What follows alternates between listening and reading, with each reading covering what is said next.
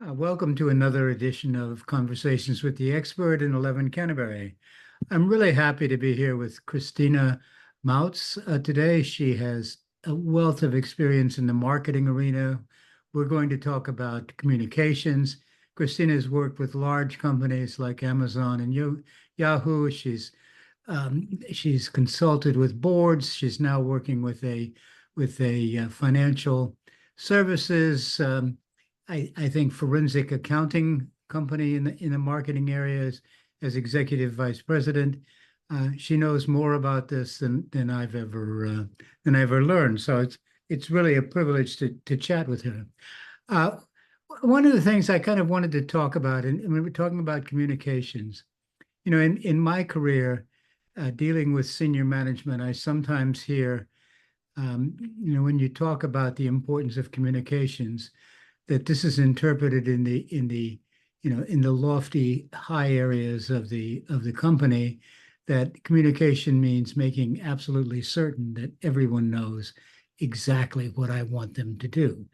And I've found communications really means two-way conversation. It you know it is much harder if you're in charge of an organization, to get feedback from the other side. And sometimes the more lofty your position, the less people are willing to talk to you. It just requires, I think it's a bit harder. So, I was wondering, am I right? And how do you go about solving that problem? Yeah, I do think you're right. It can be harder, especially in very large organizations, the higher up you are.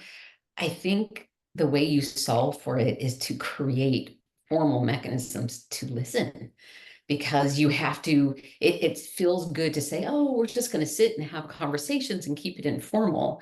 But as the organization grows, you need to start being very intentional about finding ways to listen, not just to those that are closest to you in so-called rank, or in the practice area you're in or whatnot.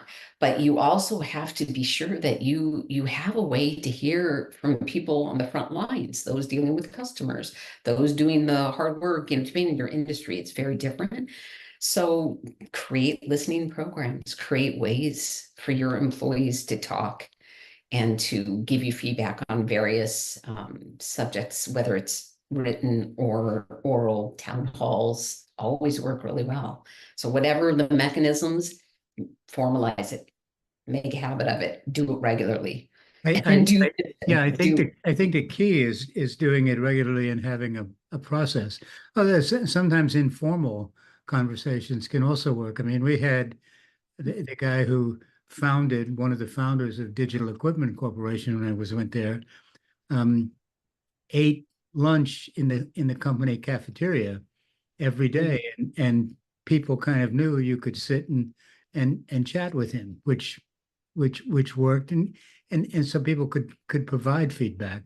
But I think you're right. If you don't have a process and a way of doing it, you know, it will sort of fritter away, and people won't feel comfortable. The other thing I've sort of noticed is that the customer base in a lot of industries has become stratified in different generations. And it's not only the customer base, it's the employee base. You have multiple generations of employees. And, if I look at, sort of my life around here, my children do things a lot differently than the way I do things. My grandchildren are even more different. I think, is there a way? Is there a way to handle this stratification?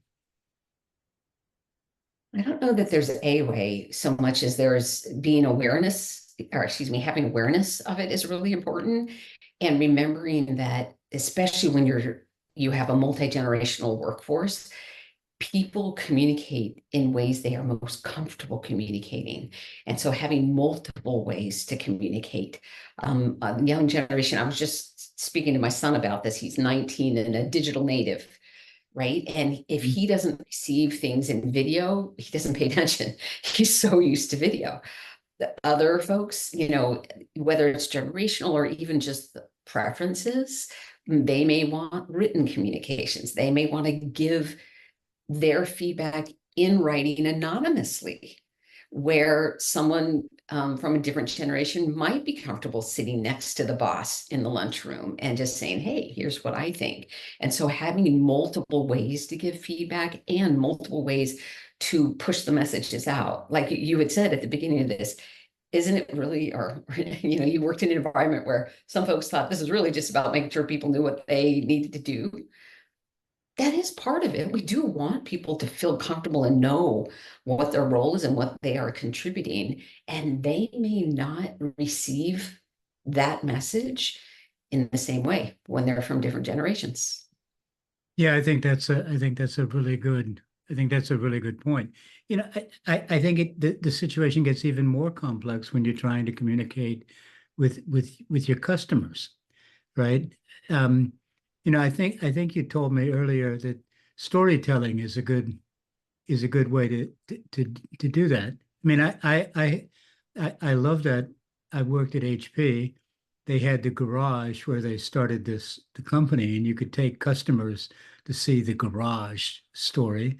At Shell, when I worked at Shell, the company started as a company, two companies, one that was transporting seashells from the Pacific to make cement. That was the Shell Transport and Trading Company, and another company that was the Royal Dutch Petroleum Company that needed to transport oil from Indonesia to America, to Europe, and they combined. So it's kind of and the Shell headquarters in London has a museum of seashells, believe it or not. It's Who knew? kind of interesting. Who knew, right?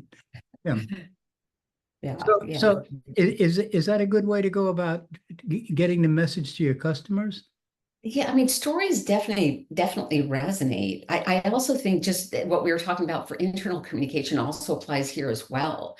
Like we used to think that our customers needed to come to us. They needed to come to the experiential setup, whatever it is, the Shell Museum or whatnot, and to experience our brand and to see it. And now we know that our customers are global. They're all over the place, and we need to be able to reach them where they're at. But to just reach out and say, hey, here's what we're about, and yay, you should buy this service, this product, or whatnot, isn't going to do it. If you tell the story of who you are, especially if you're a mission-oriented brand, missions, humans resonate with that. But even if your story is a different story, telling people who you are through the story of your origin, your growth, who you are now, what you're trying to accomplish, what your vision is, whatever tact you take. As human beings, we resonate with stories. We remember stories. We are more likely to have positive sentiment about a brand if we like their story and if their story resonates with us. I think that's really important. I I've learned a lot. I thank you for your time. I think we could talk for a long time on this, Definitely. and in fact, probably probably, Yeah. probably have. Thank you very much, Christina. Have Thank you, a Dan. wonderful I rest of appreciate the it. week. Bye-bye.